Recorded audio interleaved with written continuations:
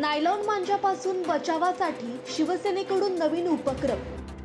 Nylon मांजापासून बचावासाठी शिवसेनेकडून नवीन उपक्रम करण्यात आला आहे. दुचाकी चोरांना विशिष्ट शील्डचे वाटप. नायलॉन मांजामुळे होत असलेली दुखापत लक्षात घेऊन उपक्रम सुरू.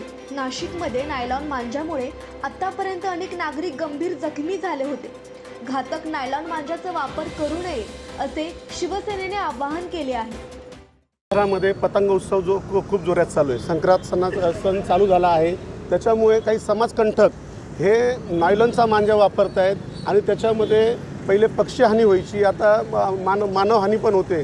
काल परवाच तुम्ही पाहिलं असेल का शिडको ह्या ठिकाणी विजेच्या तारावर तो नायलॉनचा मांजा होता आणि त्या मुलाच्या हातामध्ये तो नायलॉनचा मांजा असताना त्याला शॉक लागला आणि त्याच्यामध्ये तो मरण पावला. आणि परवाचीच गोष्ट आहे का रस्त्यामधून एक मुलगा कामावून घरी चालला होता. घरी जात असताना रस्त्यामध्ये आडवा मांजा आला त्याला आणि त्याचा गळा कापला गेला. अक्षरशः 75-76 टाके त्या मुलाला बसत आहेत.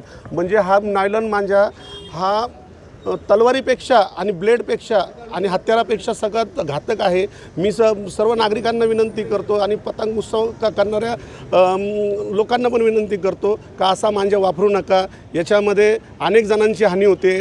काल परवा जो प्रकार घडला आहे, अक्षरशः त्या मुलाची परिस्थिती नाही पण त्याचा खर्च लाखोच्या घरामध्ये जातो आहे. आपली 2 मिनिटाची मजा आणि त्या मुलाला जीवनभरची सजा होते.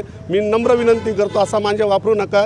त्या आता समाजकंटक काय ऐकत नाहीत म्हणून आम्ही आमच्या संस्थेतर्फे आणि शिवसेनेतर्फे हे मांजा थांबवण्यासाठी केंद्र तयार केलं आहे आणि ते प्रत्येक गाडींना लावतो आहेत. आमच्यातर्फे आम्ही 500 गाड्या करतो आहेत आणि जर वाढलं तर अजून वाढू, कारण की कोणाचा तरी जीव वाचला पाहिजे.